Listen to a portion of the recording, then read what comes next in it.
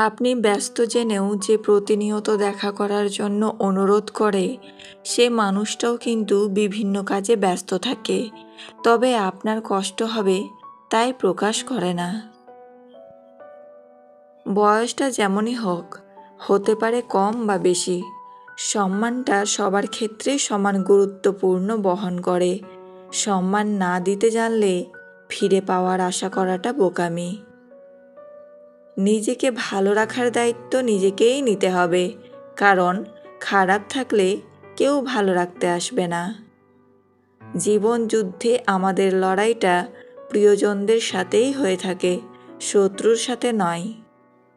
কারো সামান্য একটা মেসেজ যদি তোমার মন ভালো করে দেয়, তাহলে জেনে রেখো কোনো একদিন তার সামান্য অবহেলাতেই তোমার কষ্টের সীমা থাকবে না। ভুল করে অনুশোচনার আগুনে দগ্ধ না হলে ভুল থেকে সে কখনো কিছুই শিখতে পারে না। আর যাই হোক, নিজেকে ভেঙে চুরে কখনো কারো কাছে প্রকাশ করতে নেই। যে মিথ্যে বলে সেও সত্য শুনতে চায়, যে প্রতারণা করে সেও বিশ্বস্ত একটা সম্পর্ক চায়। গোপন কষ্টগুলো প্রকাশ করতে নেই, কারণ প্রকাশ করলেই মানুষ আবার নতুন করে কষ্ট দেওয়ার সুযোগ পায়। কাউকে অনেক দিন না দেখলে যতটা কষ্ট হয়, তার চেয়ে বেশি কষ্ট হয় বহুদিন পর তাকে দেখলে।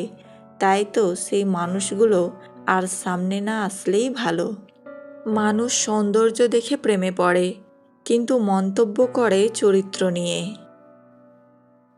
কি অদ্ভুত ব্যাপার, তাই না? যে বিশ্বাসে মানুষ বাঁচে, সেই বিশ্বাসেই মানুষ মরে। সেই পুরুষই সুন্দর যে রাগের মাঝেও নারীর সাথে ভালো ব্যবহার করে কথা বলতে পারে। সবচেয়ে বড় অভাব হলো আপনার ভেতরে কিছু কথা জমেছে, কিন্তু সেগুলো শোনার মতো উপযুক্ত মানুষ না থাকা।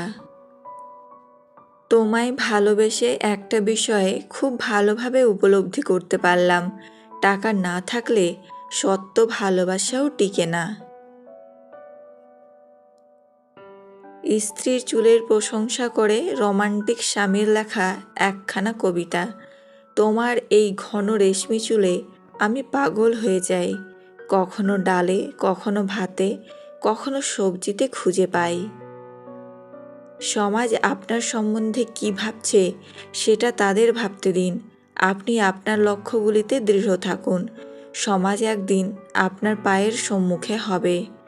জীবনে যদি অনেক আগে যেতে চাও, তাহলে নিজের কান বন্ধ করে রাখো, কারণ জীবনে চলার পথে অনেক মানুষের অনেক কথা তোমার মনোবল ভেঙে দিতে পারে। নিজেকে ব্যস্ত করে ফেলুন, দেখবেন ভালো থাকতে শিখে গেছেন। ধৈর্যহীন মানুষ পায় কম, হারায় বেশি।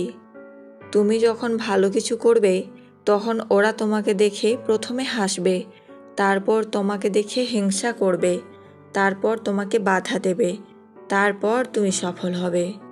স্ত্রীকে কাছে পেতে চাইলে তাকেই দুটো কথা বলুন। 1. তার সম্বন্ধে ভালো ভালো কথা বলে তার প্রশংসা করুন। 2. তার সাথে ঠিক সময় বুঝে একটু দুষ্টু মিষ্টি কথা বলুন।